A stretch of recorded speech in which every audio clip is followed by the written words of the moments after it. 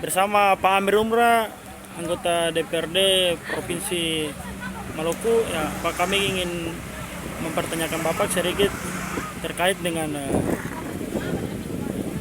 wabah corona yang melanda Indonesia. Nah, kita di Provinsi Maluku ini sikap DPRD Maluku terhadap kebijakan pemerintah daerah Maluku terkait penanganan di Provinsi Maluku seperti apa, bisa Bapak jelaskan? Ya, jadi yang pertama kebijakan sebagai tangkap langkah awal adalah proses pencegahan.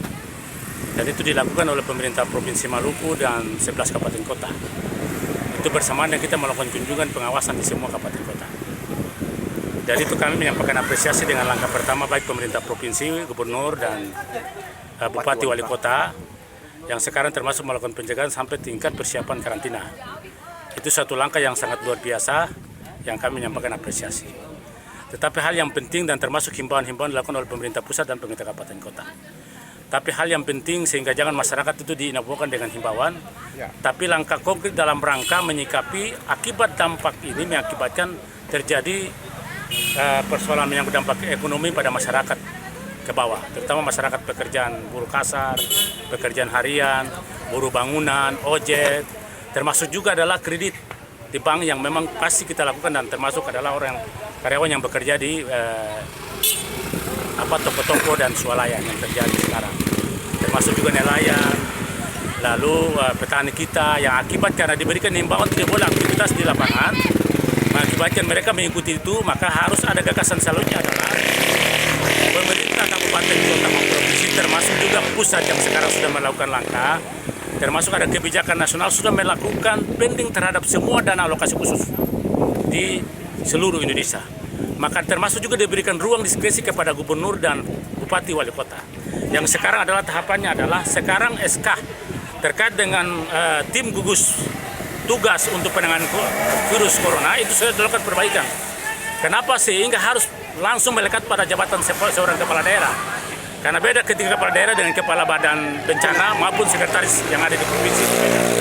Tapi ketika melekat pada gubernur dan kepala daerah, maka karena dia sebagai penguasa dan otoritas pengguna anggaran di kabupaten kota dan provinsi. Oleh karena itu maka memang sekarang harus dilakukan antara DPRD, karena kita DPRD melakukan dua fungsi.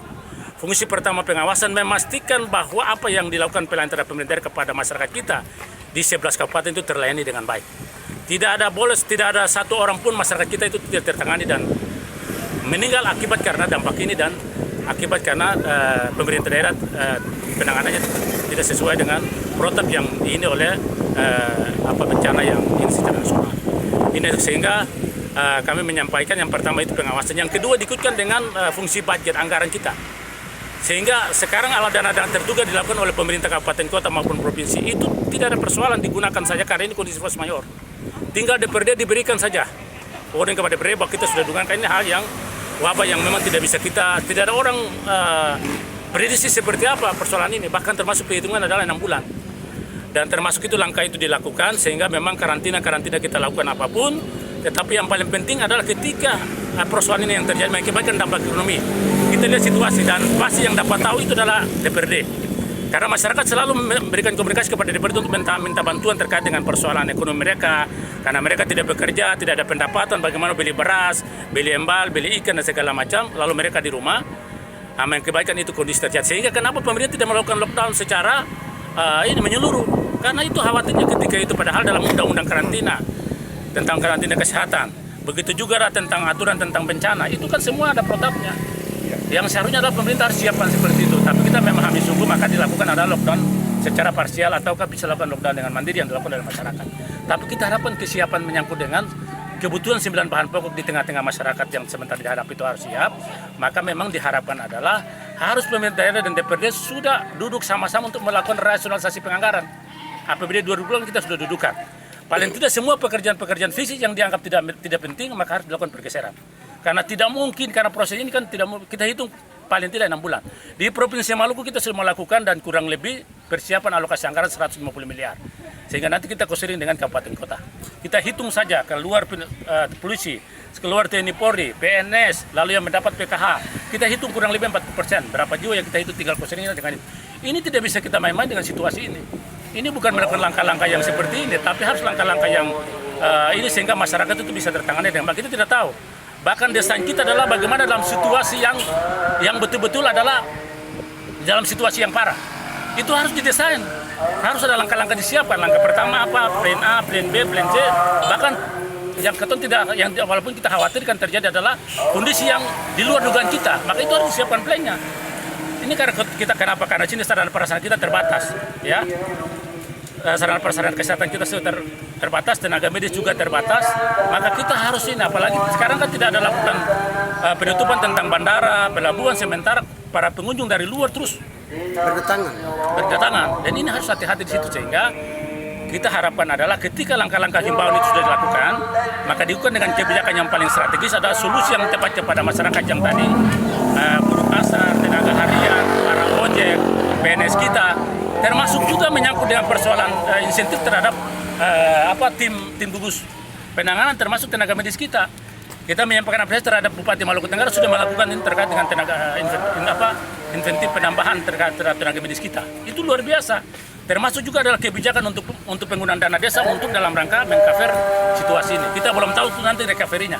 Ini banyak hal terkait dengan itu. Oleh karena itu, kami tersebar di semua dapur untuk memastikan pemantauan bahwa penanganan terhadap masyarakat kita itu betul tertangani dengan baik. Jangan karena terlena kita anggap ini barang ini biasa-biasa, kita tidak tahu dampak efeknya. Ini bukan persoalan menyangkut seperti teroris lah, kita dapat tahu, tapi ini adalah persoalan yang kita tidak tahu bisa terjadi. Makanya termasuk juga masyarakat itu kadang mereka tidak tertib atas himbauan, karena memang sulit ketika mereka melakukan himbauan sementara mereka butuh makan.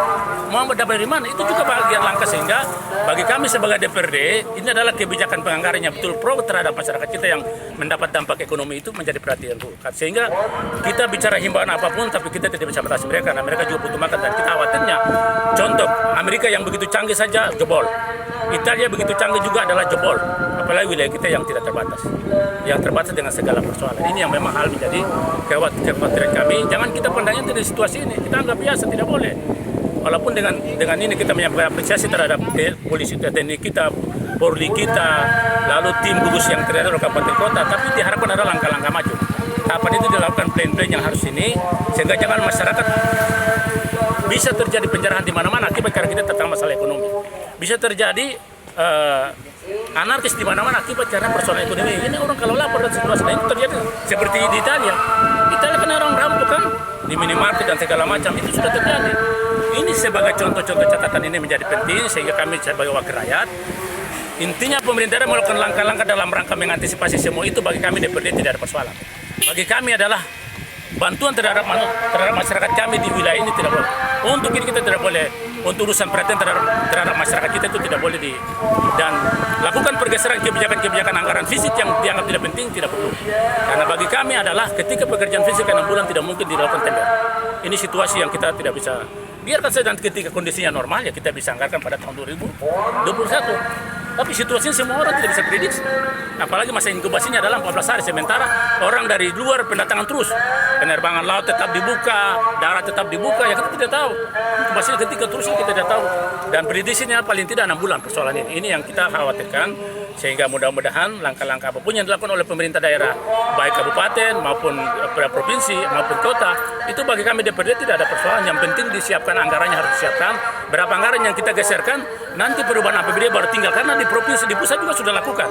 Kemarin Presiden sudah tanda tangan tentang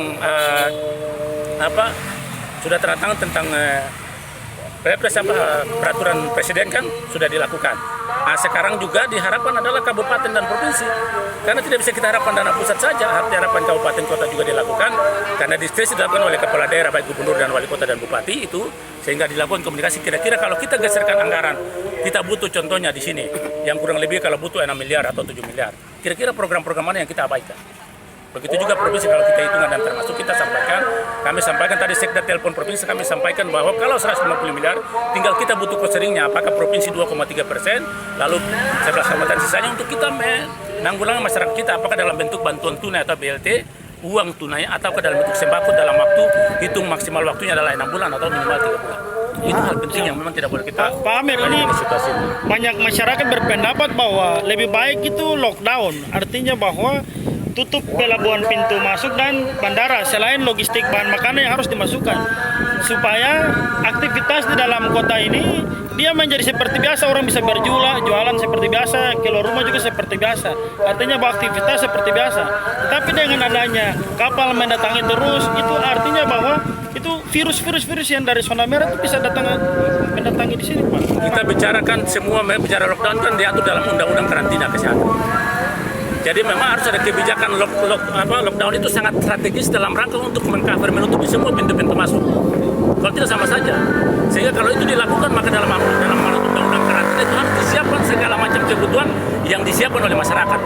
Makan 9 bahan pokok harus disiapkan, segala macam kebutuhan diterima oleh masyarakat kita. Itu harus tersedia oleh pemerintah daerah dan itu diatur dalam amanat undang-undang. Dalam undang-undang kita, Undang-Undang 95, ya mencerdaskan kehidupan bangsa dan itu kan semua terkait dengan persoalan itu. Maka termasuk itu aturan menyangkutnya itu adalah bagian dan walaupun ini adalah kewenangan pusat menyangkut lockdown kalau penutupan pintu bandara dan laut segala macam mengakibatkan di Papua sudah dilakukan dan sekarang tidak ada itu, tetapi memang itu karena mereka tahu, mereka dikhawatirkan ketika masyarakat tertindak karena ya paling tidak kalau bandara tutup ini aktivitas ekonomi cuma seputar di Kota Tua dan Maluku Tenggara saja, tidak ada orang ini.